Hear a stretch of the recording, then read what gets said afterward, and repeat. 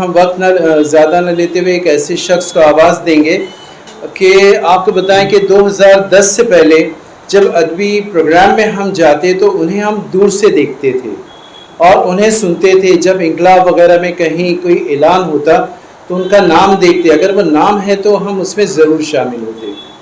2010 کے بعد جب تریاق کے ساتھ ہم ادب میں آئے تو اس شخص سے ہماری ملاقات ہوئی اور ہم نے پایا کہ بھئی وہ شخصیت, وہ شخص ایسا ہے جس ادبی پروگرام میں وہ ہوگا وہ سمجھ لے کہ کامیاب ہے. اس وقت بہت بڑی پوسٹ ہے, انجمن اسلام کے نائب صدر ہیں, مجروح اکیڈمی کے روح رواں ہیں ڈاکٹر شیخ عبداللہ صاحب. ان سے سنتے ہیں.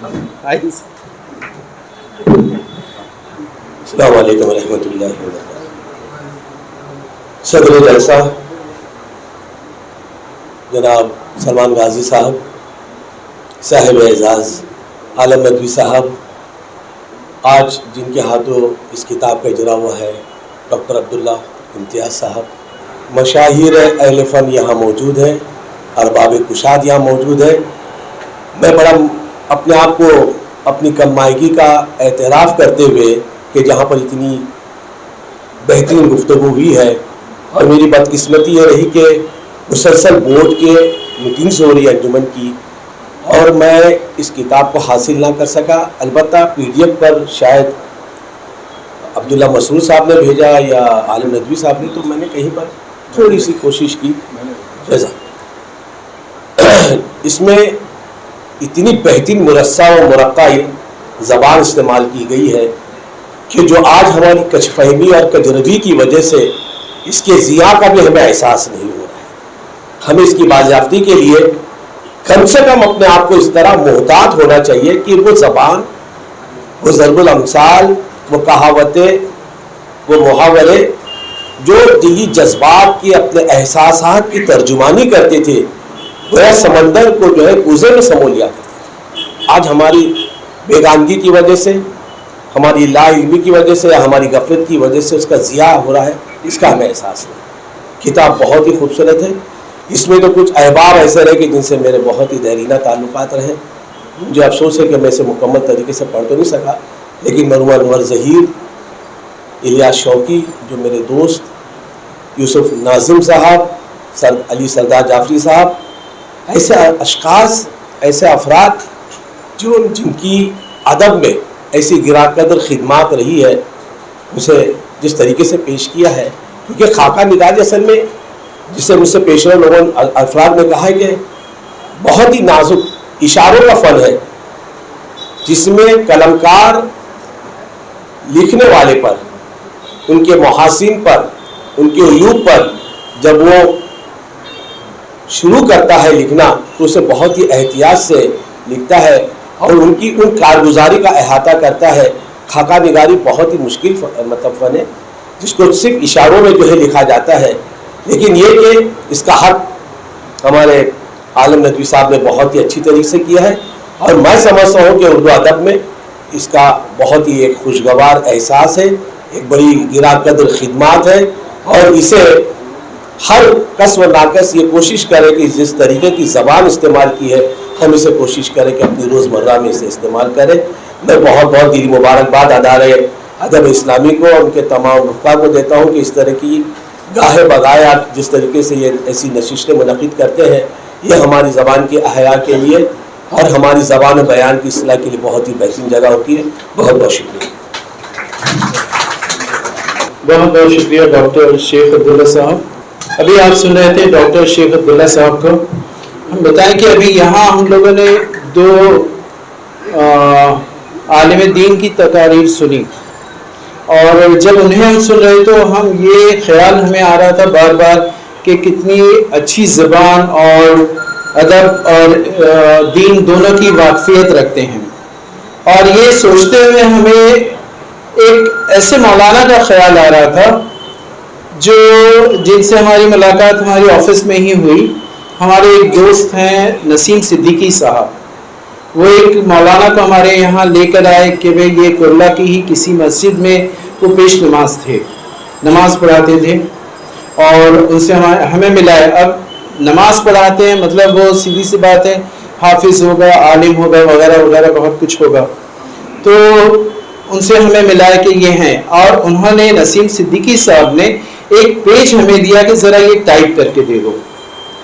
تو ہم بولے کہ ایسا کریے کہ آپ بولتے جائیں, ہم آپ کو ٹائپ کر کے فوراً دے دیتے ہیں. تو نسیم بھائی نے کیا کیا, وہ پیج اٹھا کے اس مولانا کو دے دیا کہ یہ پڑھتے جائیں گے, آپ ٹائپ کرتے جائیے. اب وہ بولتے جا رہے تھے, ہم ٹائپ کرتے جا رہے ہیں. ایک جگہ پہ انہوں نے کہا اور جب کجا آئی. بولے کیا آپ نے کیا کہا؟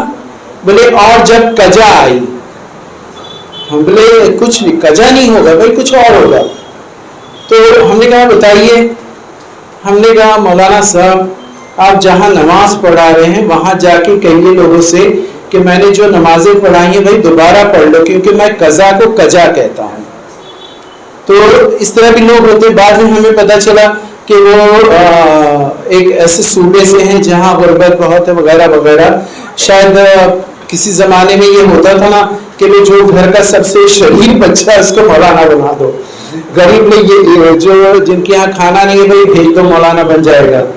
تو بہرحال اس طرح کے کچھ لوگ بھی ہوتے ہیں سر, ان سے ہماری ملاقات ہے, اور چونکہ خود ہمارا تجربہ ہے اس لیے ہم نے سوچا کہ آپ تک پہنچا دیں تاکہ آپ جیسے بزرگ حضرات اس کا خیال رکھیں کہ جو عالم دین بن رہا ہے اس کی ساری چیزیں صحیح ہو. کیونکہ وہ معاشرے پہ جب آئے گا, جب ہم لوگوں کو غلط سکھائے گا بھائی اب ہم کیا کیسے پڑھیں گے. اب وہ کہہ رہا ہے قضا آئی, اگر ہمیں قضا نہیں معلوم ہوتی تو ہم بولتے اور جب قضا آئی, یا فارسی ہوتا تو ہم کہتے کجا. تو بہرحال اس طرح کے بھی لوگ شامل ہمارے ساتھ. عارف اعظمی صاحب بہت اچھے شاعر ہیں, کئی کتابیں ہیں, افسانہ نگار ہیں, اور کچھ ایسی شخصیات ہیں جن کا نام لے تو وقت گزرتا جائے گا, اس لیے ہم نام نہ لیتے ہوئے جناب آصف شیخ صاحب پتہ چلا کہ وہ آ چکے ہیں. آصف شیخ صاحب جناب تشریف لائیں اور اپنا مقالہ اس کتاب اجلے دھندلے نقوش پر سنائیں. السلام علیکم ورحمۃ اللہ وبرکاتہ. میری خوش نصیبی کہ میں عالم سر کے ماتحت کام بھی کر چکا ہوں, اور وہ میرے استاد بھی ہیں. بہت ساری باتیں میں نے ان سے سیکھی ہیں, اور چھوٹا سا میرا ایک تعاون بھی تھا اس کتاب کی مکمل ہونے میں, اور سر نے میرا ذکر بھی کیا. تو میرے لیے بہت بڑی بات ہے کہ سر نے اپنی کتاب میں اس ناچز کا ذکر کیا ہے. تو میں نے کوشش کیا تھا کہ مطلب کچھ لکھوں, اور مقالہ میں نے لکھا لیکن پوری کتاب پر نہیں ہے. عالم سر کا جو پہلا خاکہ ہے علی سردار جعفری اس پر ہے, اور اس خاکے کو دو لوگوں نے اور لکھا ہے, اور بھی لوگوں نے لکھا ہوگا, لیکن میں صرف یہاں پر عالم سر اور مرحوم انور ظہیر خان اور مرحوم رفعت سروش ان تینوں صاحبان نے جو خاکہ لکھا ہے علی سردار جعفری پر, اس پر تھوڑی سی روشنی ڈالنا چاہوں گا. اجازت ہے سر؟ خاکے کا عنوان ہے کہ میری نظر میں عالم ندوی منفرد خاکہ نگار. ادب زندگی کا کاس نقاد اور رہنما ہوتا ہے, اس کا زندگی سے براہ راست رشتہ ہے. اس لیے اردو ادب کی ہر صنف یا تو زندگی سے متاثر ہوتی ہے یا زندگی کو متاثر کرتی ہے. ادیب اپنے خیالات و جذبات کے اظہار کے لیے ادب کی مختلف اصناف کا سہارا لیتا ہے. اس کا مقصد اپنی بات یا پیغام کو ادبی پیرائے میں ڈھال کر لوگوں تک پہنچانا ہوتا ہے. اردو ادب میں خاکہ نگاری ایک ایسی ہی صنف ہے کہ جس کے ذریعے ہم کسی شخصیت کے خط و خال, اعمال و افعال, عادات و اطوار کو جاننے کی کوشش کرتے ہیں. خاکہ نگاری کی بات کی جائے تو اردو ادب میں مولوی محمد حسین آزاد نے سب سے پہلے خاکہ نگاری کے لیے راہ ہموار کی. آپ نے اپنی کتاب آب حیات میں مشہور و معروف شعراء کا تذکرہ بڑے ہی دلچسپ انداز میں بیان کیا ہے. فرق اللہ بیگ نے 1927 میں مولوی نذیر احمد کا خاکہ بعنوان نذیر احمد کی کہانی کچھ ان کی کچھ میری زبانیں لکھ کر باقاعدہ خاکہ نگاری کا آغاز کیا. ان کے بعد تو کئی لوگوں نے اس صنف پر طبع آزمائی کی جو بعد میں بطور خاکہ نگار اپنی شناخت قائم کی. ان میں اہم ترین نام خواجہ حسن نظامی, مولوی عبدالحق, شاہد احمد دہلوی, رشید احمد صدیقی, جوش ملی آبادی, مالک رام منٹو, کنہیا لال کپور, شورش کاشمیری, فکر تونسوی, اظہار انتظار حسین, مشتبہ حسین, خواجہ غلام السیدین, صالحہ عابد حسین, رفعت سروش, یوسف ناظم, انور ظہیر اور محمد عالم ندوی وغیرہ کے ہیں. آج بھی ایسے خاکہ نگار موجود ہیں کہ جن کے خاکے ادبی لحاظ سے بہت اہمیت رکھتے ہیں، جو اردو ادب کے افق پر بڑے آب و تاب کے ساتھ روشن ہیں اور اپنی قلم کی روشنائی سے ادبی سرمایہ کو مزید روشنی سے سرفراز کر رہے ہیں۔ ہمارے زمانے میں محمد عالم ندوی کا شمار ایسے ہی خاکہ نگاروں میں کیا جا سکتا ہے۔ موصوف مہاراشٹر کالج ممبئی میں لیکچرار کے فرائض انجام دیتے ہوئے سپروائزر جونیئر کالج کے عہدے سے سبکدوش ہوئے۔ حال ہی میں آپ کی خاکوں کی کتاب اجلے دھندلے نقوش منظر عام پر آ کر ملک کے مختلف شہروں میں باذوق اور ادب نواز قارئین سے داد و تحسین حاصل کر رہی ہے۔ اس کتاب میں مصنف نے کل 9 خاکے شامل کیے ہیں، جن میں سردار طرحدار ادب کا خادم یوسف ناظم، رفیق جہاں دیدہ اختر رنگین ادا، بامروت آدمی دل، تحریر دل پذیر خوبی انور ظہیر، بابا الیاس شوقی، پرنسپل حولدار اور نقش اول ابا۔ تمام ہی خاکے بڑے ہی دلچسپ ہیں، کہیں کہیں مکفہ عبارت اور محاورات کی کثرت خاکوں میں چار چاند لگا دیتی ہے۔ موصوف کا انداز بیان، اسلوب، جملوں کی بندش، زبان کی سلاست اور واقعہ بندی کاری کو باندھ کر رکھتی ہے۔ ان تمام خاکوں میں پہلا خاکہ علی سردار جعفری کا بعنوان سردار طرحدار ہے۔ اس خاکے میں موصوف نے علی سردار جعفری کی شخصیت کو مختلف پہلوؤں سے اجاگر کرنے کی کوشش کی ہے۔ علی سردار جعفری کے خاکے کو کئی لوگوں نے اپنا موضوع بنایا، لیکن میں یہاں صرف 3 لوگوں کا ذکر کرنا چاہوں گا۔ ایک صاحب کتاب محمد عالم ندوی، مرحوم انور ظہیر خان اور مرحوم رفعت سروش۔ اس تقابلی موازنے میں عنوانات کی انفرادیت بھی ہمیں متاثر کرتی ہے۔ عالم صاحب نے اپنی کتاب میں علی سردار جعفری کے خاکے کو سردار طرحدار کے عنوان سے شامل کیا۔ مرحوم انور ظہیر خان نے اپنی کتاب مت سہل ہمیں جانو میں موصوف کا خاکہ پھینک پھر جذبہ بیتاب کی عالم پہ کمل کے عنوان سے قلم بند کیا۔ رفعت سروش نے ان کا خاکہ ایک حرف انقلاب ہے سردار جعفری کے عنوان سے اپنی کتاب قلم کے سفیر میں رقم کیا ہے۔ میرا مقصد تینوں مصنفوں کا موازنہ کرنا نہیں ہے کہ کون کس سے بہتر ہے۔ بطور ایک عام قاری جب میں نے تینوں کا مطالعہ کیا تو جو فرق میں نے محسوس کیا اس کا اظہار کرنا ضروری سمجھتا ہوں۔ ممکن ہے کہ آپ میری بات سے متفق نہ ہوں۔ خاکہ نگاری میں یہ پہلو بڑا اہم ہے کہ مصنف اپنے ہیرو کو لوگوں سے کس طرح متعارف کراتا ہے، کیونکہ اگر تعارف ہی درست نہ ہو تو قاری کا مزاج شروع میں ہی بدمزاج ہو جاتا ہے۔ رفعت سروش علی سردار جعفری کا تعارف مجاز کے حوالے سے اس طرح بیان کرتے ہیں، اقتباس شروع۔ مجاز نے سردار جعفری کو ترقی پسندوں کا ظفر علی خان کہہ کر گویا سردار کی جملہ صلاحیتوں اور محاسن کا تعارف کرا دیا، اور میرے دل میں سردار سے ملنے کی خواہش تیز تر ہو گئی، اور کچھ دن بعد جب میں بمبئی گیا تو مجاز نے سردار کے نام ایک تعارفی پرچہ دیا، اور میں اسی مجازی خط کے سہارے سردار سے ملا، اور ملا بھی کیسے۔ میں سینڈہرسٹ روڈ پر کمیونسٹ پارٹی آف انڈیا کے صدر دفتر کے دروازے پر کھڑا متجسس نگاہوں سے ادھر ادھر دیکھ رہا تھا کہ ایک نوجوان تیزی سے داخل ہوا اور زینہ چڑھنے لگا۔ میں نے جرات کی، معاف کیجیے، مجھے علی سردار جعفری سے ملنا ہے۔ فرمائیے، میرا ہی نام سردار جعفری ہے۔ وہ صاحب نہایت خندہ پیشانی سے بولے۔ میں نے اس نوجوان کو نظر بھر کر دیکھا، ترقی پسندوں کا ظفر علی خان۔ پھر سوچا کوئی تو بات ہوگی، مجاز نے غلط تھوڑی کہا ہوگا۔ میں نے مجاز کا پرچہ سردار کو دیا، صرف 2 لائن کا پرچہ۔ رک جاتا ہے انتظار۔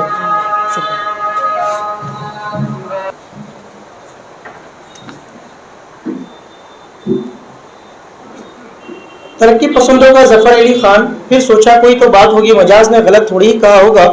میں نے مجاز کا پرچہ سردار کو دیا، صرف 2 لائن کا پرچہ۔ یہ رفعت سروش ہیں، اچھے شاعر ہیں، انہیں کیفی وغیرہ سے ملا دو۔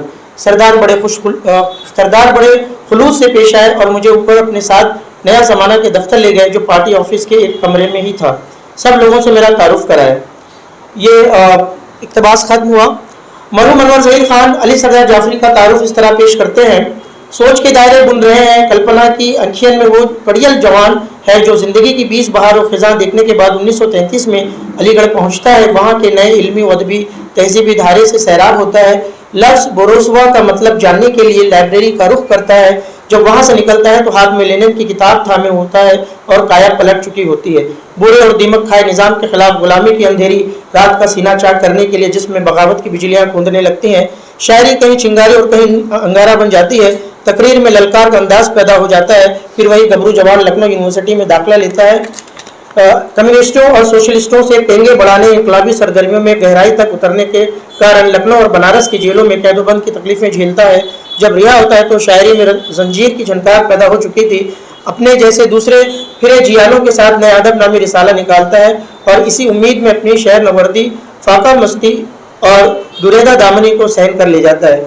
मोहम्मद आलम नदवी अपनी किताब उजले धुंधले नकूश में अली सरदार जाफरी का खाका इस तरह रकम तराज है कि बलरामपुर से अब्र का एक तरक्की पसंद टुकड़ा लखनऊ और अलीगढ़ की इल्मी अदबी फिजाओं से होता हुआ बम्बई पहुंचकर इस जोर से बरसा कि इसके चींटों से मुल्क भर का आईना अदब लालाजार हो गया।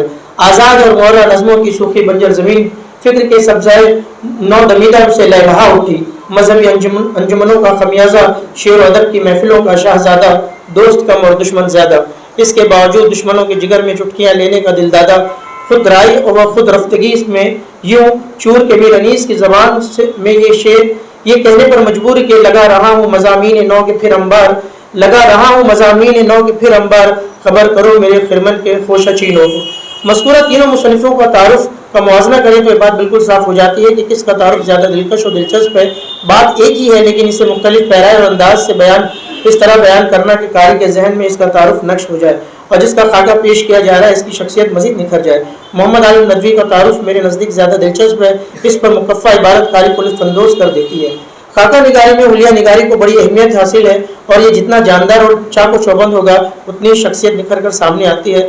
रिफत सरोश अली सरदार जाफरी का हुलिया इस तरह बयान करते हैं, इक्तबास शुरू।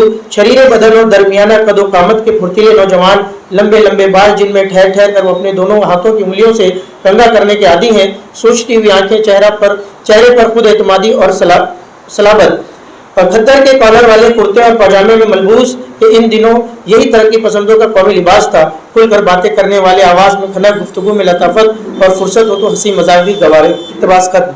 अनवर ज़हीर खान मौसूफ का हुलिया बयान करते हुए लिखते हैं, सरदार जाफरी के औसत दर्जे की सीप से कान, मोती जैसे दांत, फूल की पंखड़ी जैसे पतले पतले गुलाबी लब हैं। होठों के दोनों सिरों से रुखसारों को मस करते ऊपर को जाते हुए दो खतूत जो नाक के आधो आध पहुंचकर गायब हो जाते हैं। इस तरह मुंह और गालों के दरमियान मसावी जावियों का एक मुसल्लस बनता है। इस मुसल्लस के ऊपरी दोनों जावियों के माबैन दो नथने की दो पंखड़ियां धरी हुई गिलाफी आंखें, आंखों के दिए मध्यम और मुलायम लौ देते हुए, भवों के पिंकिश रोज सांस और आस का सबूत देते हुए, रुखसारों पर सुर्खी भी है और सफेदी भी, गोया छप्पर दबीर और गुंजान जिनके कुछ दराज तिनके अपनी खुद सरी सरकशी और आज़ादी का ऐलान करते रहते हैं। जबी महातमाम की सी जबी के दाहिने जानिब भवों के दरमियान जरा ऊपर को उठा हुआ गोल गोल काला मस्सा रखा हुआ, गोया महातमाम में एक सियाह दाग, सफ़ेद मक्खन की तरह लंबी जुल्फें गर्दन की तरफ पलटी हुई जो सामने से सवरी नजर आती हैं मगर बुद्धि और कनपटी के गिर्द उलझी रहती हैं, जिन्हें हवा के गैर मरई हाथ चंपई किताबी चेहरे पर बिखराने के अमल में मसरूफ रहते हैं और इन्हें बड़े प्यार से तख्लीक की गंगा बहाने वाली उंगलियां संवारने में लगी रहती हैं। इनके यहाँ संवारने का अमल हस्ती से गीती तक फैला हुआ है। कुर्ता पाजामा और जैकेट, शेरवानी, चप्पल, जूतियाँ, पैंट शर्ट, सूट बूट, गरज जो जी बोले और जैसा मौसम हो वैसा लिबास, आवाज़ में जमाली से ज़्यादा जलाली लहरिए, जैसे मैदान जंग में अरब का कोई सुरमा रजस पड़ रहा हो, दिमाग खरबों खुलियों की आमाजगा जिससे जहानत की किरणें फूटती रहती हैं। मोहम्मद आलम नदवी सरदार जाफरी का हुलिया अपनी किताब में यूँ बयान करते हैं, दराज कद नहीफुल जुस्सा अनीसुल फितरत रफ़ीउद दर्जा, गंदमी रंग का रंगा हुआ, गोश्त की मिल्की परत से ढका छुपा हड्डियों का बुलंद मीनार, जिसकी कलश पर सिया से कहीं ज्यादा सफ़ेद बालों का गुच्छा, कनपटियों और गर्दन को ढाके हुए रोशनदान की तरह दो चमकती और मुतहर्रिक आंखें, जिसने अवामी हल्कों में ऐनक का बार भी नहीं उठाया, पेशानी चौड़ी और खुली दाहिनी अबरू के ठीक ऊपर एक बड़ा सा काला तिल जो कुदरत ने शायद इसलिए रख दिया था ताकि जिंदगी भर हासिदों की नज़र से महफूज रहे।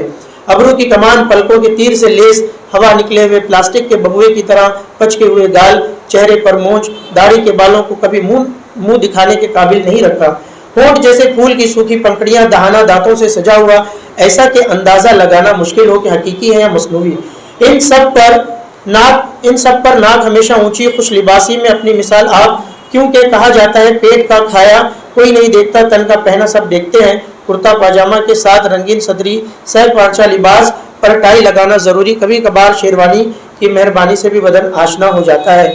चाल में आबशार किसी इंकिसारी पेट के गहरे फिर भी पेट कमर से लगा हुआ, सूद खोर महाजन के चर्बी चढ़े पेट की बिल्कुल जिद, होंठ खुले तो लफ्जों के फूल झड़े, چپ رہیں تو فکر کے سمندر سے علم و ادب کے گوہر چنیں۔ مشکل موضوعات پر تقریر کرتے ہوئے ایک انداز دلبرانہ سے زلفوں پر یوں ہاتھ پھیرتے کہ مسائل خود بخود سلجھ جاتے۔ موج تبسم لب، دوست و دشمن دونوں کی قربت کا سبب۔ خاکہ نگاری کے خاکہ نگاری کے لوازمات میں واقعہ نگاری کو بڑی اہمیت حاصل ہے۔ خاکے کی تعمیر میں واقعات نگاری سے مدد لی جاتی ہے۔ جہاں شخصیت سے متعلق واقعات خاکے کو تقویت بخشتے ہیں، وہیں غیر ضروری واقعات کی بہتات خاکے کو کمزور بناتی ہیں۔ کسی بھی شخصیت سے متعلق وہی اہم اور منفرد واقعات بیان کیے جانے چاہیے جس سے شخصیت کے چھپے ہوئے گوشے سامنے آئیں اور اس شخصیت کی انفرادیت نمایاں ہو۔ اس لیے خاکے میں واقعات کا انتخاب، ربط و تسلسل اور توازن بہت ضروری ہے۔ رفعت سروش نے علی سردار جعفری کے خاکے میں واقعات رقم کرتے وقت احتیاط سے کام لیا ہے۔ واقعات منفرد اور دلچسپ ہیں جو قاری کو باندھ کر رکھتے ہیں۔ رفعت سروش نے اختصار کو مدنظر رکھتے ہوئے لکھا ہے کہ جو محض 10 صفحات پر محیط ہے۔ اپنے خاکے میں جن واقعات کا ذکر کیا ہے ان میں انجمن ترقی پسند مصنفین کی تاریخی کانفرنس اور عثمانیہ یونیورسٹی کا واقعہ بیان کیا جہاں علی سردار جعفری کو علامہ اقبال پر خصوصی لیکچر دینا تھا اور طلباء نے چیلنج کیا کہ ایک معمولی گریجویٹ ہمیں کیا خطاب کرے گا۔ جب آپ نے تقریر ختم کی تو یونیورسٹی کے طلباء اور اساتذہ اشش کر اٹھے۔ ممبئی میں منعقدہ ایک مشاعرے میں بھی آپ کی تقریر حاصل مشاعرہ تھی۔ رفعت سروش نے سردار جعفری کے جیل جانے والے واقعے کو بھی اپنی خاکے کا موضوع بنایا۔ آخر میں تمام انعامات و اعزازات کا بھی ذکر کیا جسے مختلف کمیٹیوں اور انجمنوں کے ذریعے انہیں نوازا گیا۔ مرحوم انور ظہیر خان کا خاکہ شاعری کی بہتات اور سیاسی واقعات کی وجہ سے بھوجل نظر آتا ہے۔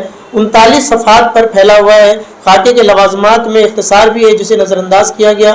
کچھ واقعات دلچسپ ہیں اور قاری کے ذہن میں شخصیت کے متعلق مثبت تاثر پیدا کرتے ہیں۔ اس کے علاوہ زیادہ تر ان کی نظموں اور اس کے مجموعوں کے متعلق بات کی گئی ہے۔ مجھے خاکے کی بجائے مضمون معلوم ہوتا ہے۔ واقعات کا ذکر کرتے ہوئے خاکہ نگار نے علی سردار جعفری سے اپنی ملاقات کا واقعہ بھی پیش کیا جہاں دونوں کے درمیان علمی گفتگو ہوئی جس میں انجمن ترقی پسند مصنفین کی بات چلی، اردو کی زبوں حالی اور اردو والوں کی بے حسی کا ذکر چھڑا اور مہاراشٹر اسٹیٹ اردو اکیڈمی کے ایوارڈ کمیٹی کی میٹنگ کا واقعہ بھی پیش کیا جہاں کل انعام کے لیے معین احسن جذبی کا نام پیش کیا گیا جسے سردار جعفری نے بغیر کچھ کہے قبول کر لیا، جبکہ جذبی ان کے ہم عصر تھے اور جعفری صاحب کی شاعری کے متعلق ان کی رائے بھی اچھی نہیں تھی۔ محمد عالم ندوی کا سردار جعفری پر خاکہ ادبی لسانی اور فنی اعتبار سے بڑا اہم ہے۔ موصوف نے اختصار کے علاوہ خاکہ نگاری کے تمام لوازمات کو برتنے میں دیانتداری سے کام لیا۔ تعارف و حلیہ نگاری، واقعات، مکالمے یا منظر کشی ہر اعتبار سے ان کے خاکے منفرد نظر آتے ہیں۔ زبان سلیس اور با محاورہ ہے، واقعات کا انتخاب بحسن و خوبی سے کرتے ہیں۔ روٹری کلب کے مشاعرے کا ذکر ہو یا علی گڑھ اور لکھنؤ یونیورسٹی کی روداد ترقی پسند تحریک کا تذکرہ ہو یا ممبئی کے مومن پورہ میں لائبریری کے افتتاح کا واقعہ، عاشورے کے مجالس کا تذکرہ یا آل انڈیا ریڈیو کا ذکر، ان تمام واقعات سے شخصیت کے اخلاقی، مذہبی، سماجی اور معاشی گوشے نمایاں ہوتے ہیں۔ سب سے خاص چیز جو مجھے مولانا عالم ندوی کے خاکوں میں نظر آئی وہ خاکوں کی زبان جو سادہ سلیس، مقامی، با محاورہ اور مکفہ ہے۔ محاورہ اور کہاوتوں کی کثرت آپ کے خاکوں میں نیا پن پیدا کرتی ہے جو دیگر خاکہ نگاروں کے ہاں نہیں ملتی۔ علی سردار جعفری کے خاکے میں آپ نے جو محاورے، ضرب الامثال، کہاوتیں اور دیگر جملوں کی تراکیب استعمال کی ہیں وہ آپ کو دونوں خاکہ نگاروں سے نمایاں کرتے ہیں۔ ملاحظہ فرمائیے محاوروں، ضرب الامثال اور کہاوتوں کی چند مثالیں۔ جنگل کا تیتر نظر آنا، یہ وہ محاورے، کہاوتیں اور مثالیں ہیں جو صرف پہلے خاکے میں سر نے بیان کیے ہیں۔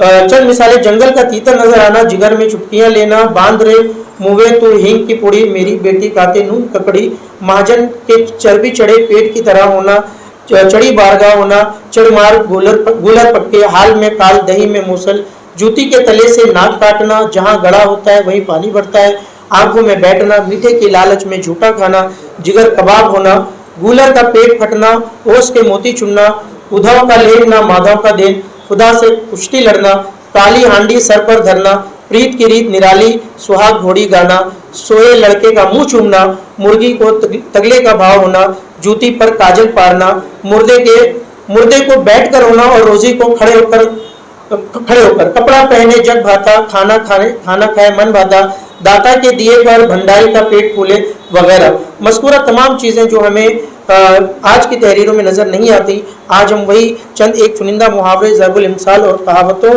اس سے کام چلا لیتے ہیں۔ عالم ندوی نے یہ ثابت کر دیا کہ ہماری اردو زبان صرف چند گھسے پٹے جملوں کی محتاج نہیں ہے۔ جب تک ہم ایسی چیزیں اپنی تحریروں میں استعمال نہ کریں گے تو زبان کی ترقی و ترویج کیسے ہوگی؟